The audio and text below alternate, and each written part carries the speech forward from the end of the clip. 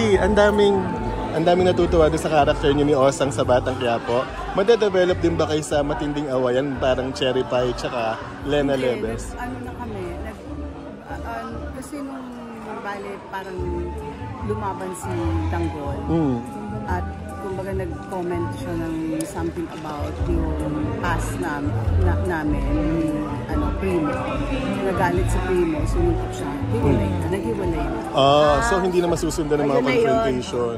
Siguro pag may ginawa siyang kay Tanggol, na kailangan ulit yung grupo. Kasi by grouping ang Batang Quiapo. Opo. So kung kakailanganin ulit yung group ng Primo Amanda, maybe.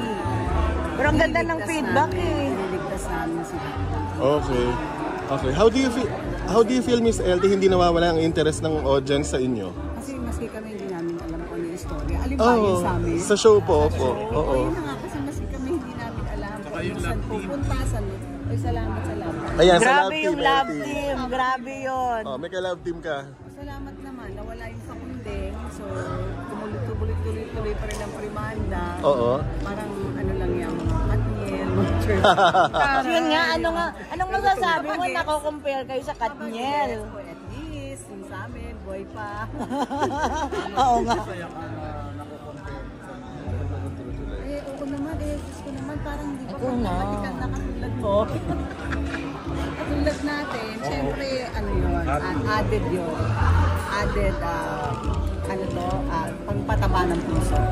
Pero Miss LT, ang daming nagro-root sa love team nyo na maging true to life. Alam naman natin, hindi pwede.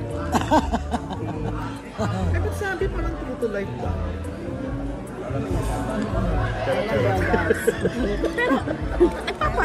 Pero totoo ba nanliligaw? Nagkapalitan? Ay, nakayaw kay Nay Lolit. Si Nay Lolit, binubuking niya eh. Si Nay Lolit, darating ba siya? Darating ba yung nanay ko? Yanan natin ang nanay ko.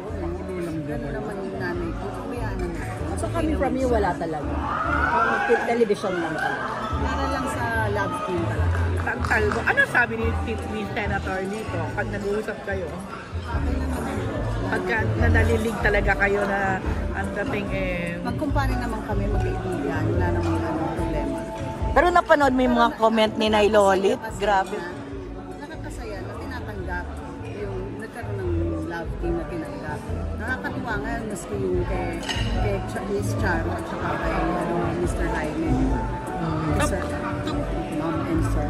So para malinaw, talagang lang to, on-screen love team. Di sana, meron din sa movie. Ganun pa. Basta trabaho. Basta sa trabaho. So hanggang trabaho lang talaga, walang personalan. Pero Miss LT, nababasa mo yung mga post ni Nay Lolit tungkol sa inyo? Intriguing ba? Oo. Iniintriga ba ako ni nanay? Pag nababasa mo yun si nanay, talaga yung mag-intriga, no? Okay na yan, natin. Ayaw daw na. Okay lang din. Ano ba kasi totoo? Hindi naman siya yung involved. Wala talaga. Alam, once and for all. Once and for all talaga, kailangan may declaration. Ayaw ng bell dolls. Ayaw ng bell dolls. Wala ng mga fake news. Pero nakakabagets yun, di ba? Oo. Nakakabagets yun. Nakakabagets na merong pang mga ganyan na hindi nabubuhayan ng iba mga senior citizen. Tama. Parang hindi pwede.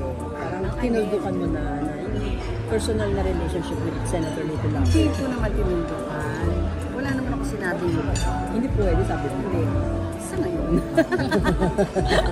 Sa ngayon. Kasi inisip mo tuloy. Masasabi yung future.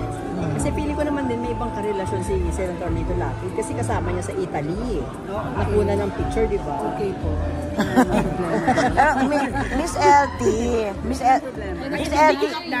Ayan si nanay. Kaya nang interviewin niyo. Ayan. Nay, halika dali.